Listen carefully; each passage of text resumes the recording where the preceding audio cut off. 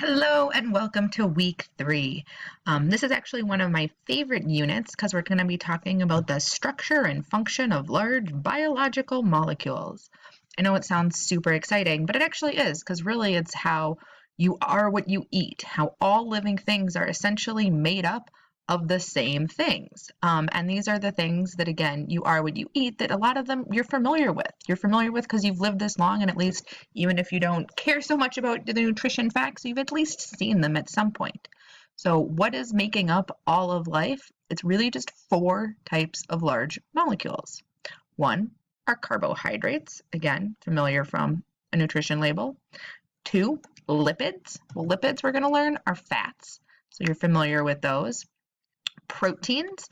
Proteins we're going to learn made up of amino acids. And then the 4th one is the one that you don't know from your nutrition label. And that's nucleic acids.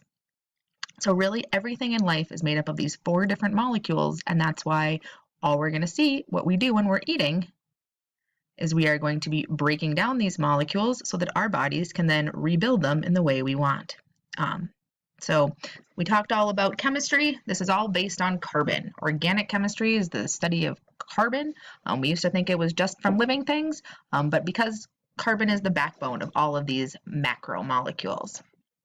And you're going to see it's going to be important to remind ourselves carbon's got these 4 valence electrons. What does that mean? It means that carbon is going to share these 4 electrons with 4 other atoms to form 4 covalent bonds. Non-polar covalent bonds, because carbon is that really nice guy or girl, and she always shares evenly. So they're non-polar, no charges, no partial charges. So one of the key concepts before we get into these 4 macromolecules is thinking of building them up and breaking them down. So what we can talk about are that these things are built up into forms called polymers, which means poly many, from little single units called monomers. Mono meaning one. So always in biology, there's so much vocabulary. Try to think about the root words of things and link them to other words that you know. So like mono meaning one, monotheistic or a monorail. There's lots of mono words. Poly meaning many. Again, you can go polytheistic. So poly means many. So if you can remember just those root words and link them to something you already know, it's going to be heaps easier to remember what they mean. But we're going to see monomers are the single units. We're going to learn that monomers for sugars are monosaccharides, the monomers in proteins are amino acids, and the monomers for nucleic acids are nucleotides.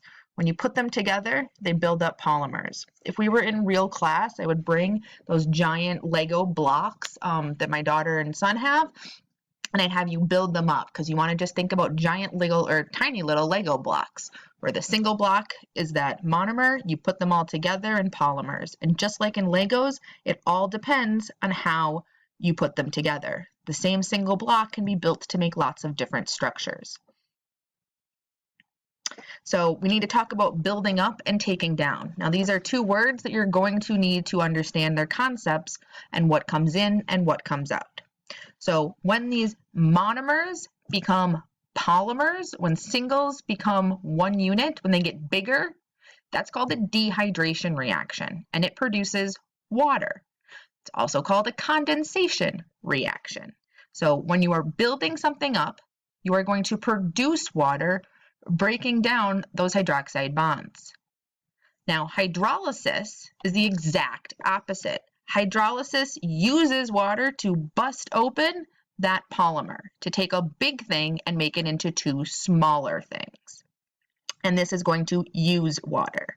So this is the one reaction. I've got a few different videos here that you can look at. You need to understand that dehydration or a condensation reaction produces water and makes polymers. Hydrolysis reactions break down polymers to produce monomers.